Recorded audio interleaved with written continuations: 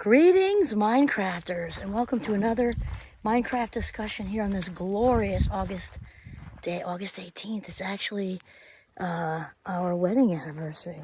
My beloved and I have been together for a very long time, and it's awesome. It's just so awesome.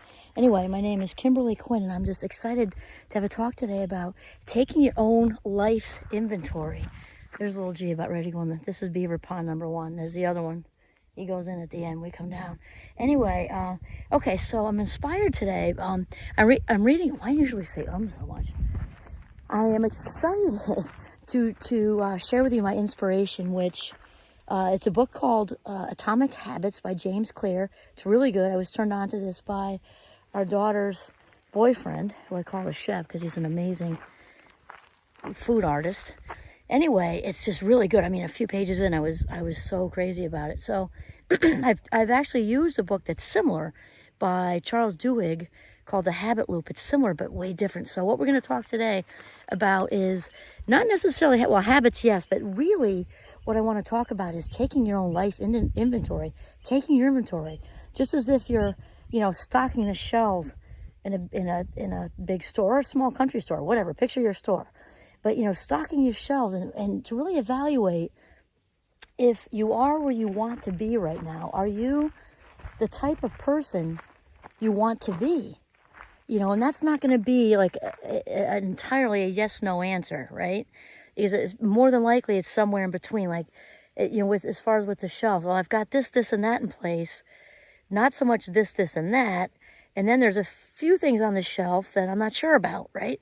And so to really take your life inventory, because it really matters no matter what stage you are. And I think we midlifers for sure are in this because it's part of the whole life stage, having it all make sense, figuring out, what happened and why, who we are, who we want to be, really savoring life at this stage. You realize that there are fewer life minutes in front of you than behind you, kind of thing. And, am I as healthy as I want to be? Do I have as much money saved as I'd like to have? Do I, am I good with my relationships? Da, da, da, da. So here's where the habits come in, which is very interesting. So first of all, the similarities between James Clear's book and Charles Duhigg is that the whole habit loop, right? So I'll explain that quickly so that the rest makes sense. So there's a cue, followed by a craving, followed by a response, followed by a reward. So I would write this on a whiteboard, but you know what? This is a way prettier background, I'm thinking. So the cue is like, let's say, okay, I'm stressed. So then the craving is I crave going for a run. That is then followed by the response, which is running, let's say in the woods or pavement, whatever. Woods a little better on the knees. And then reward, which is the relief from the stress because you went running. So cue, craving, response, reward. That was a healthy example. We can also have the cue, which is I'm stressed, and then the craving, which is for a nice cold beer, followed by another one maybe. That is the response, is the actual drinking itself.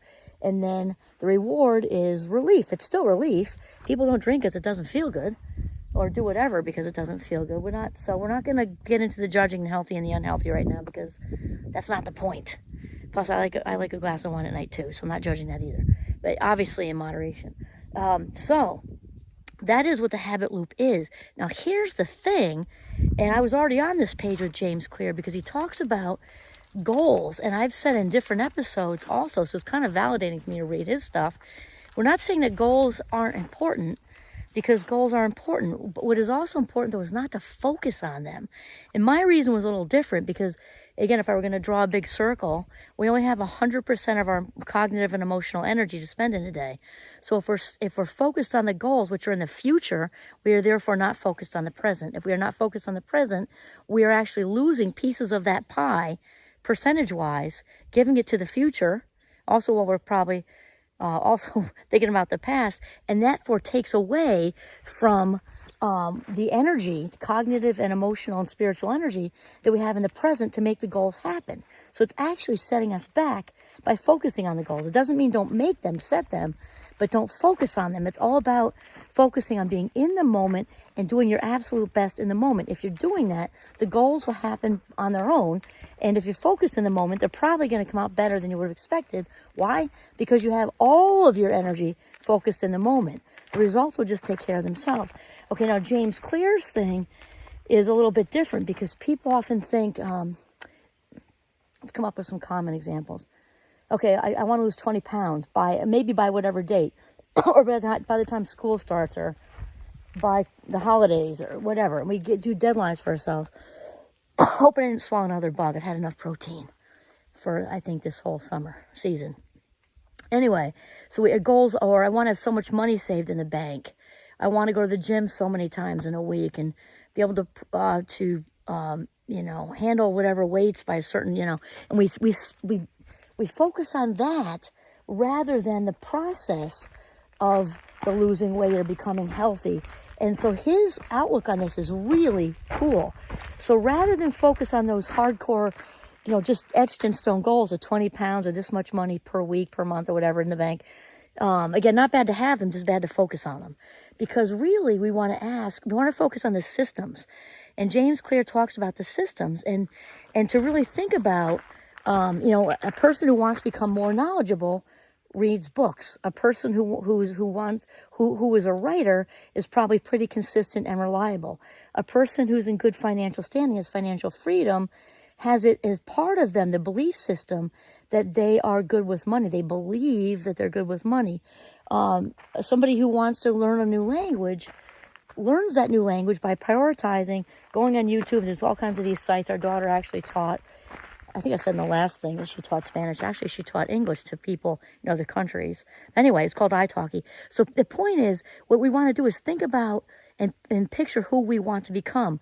And then James Clear also used an example, which was extremely cool, of a female client he had who was very overweight, and she lost over 100 pounds by asking her herself this simple question all day, every day, when coming up with a junction of choices to make with food or exercise or whatever.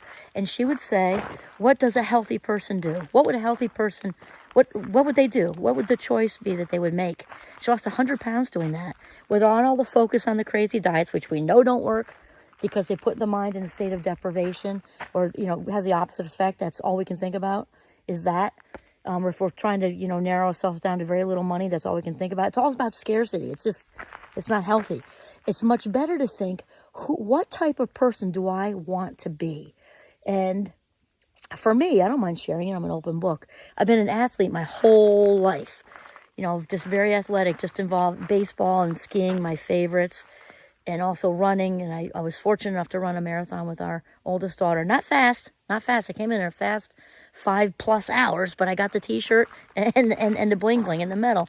It was all about being with her and just being healthy. The goal wasn't there was no goal except to try to finish, really. But the point is, I would ask the same thing. I don't want to be 80 or 90 or 110 sitting on somebody's, porch with an Afghan on my lap knitting a basket. I don't want to do that. So when it comes down to these questions, what would an athlete do? And it doesn't mean, because I like burgers. I've told, especially in the summer, summer just says burgers.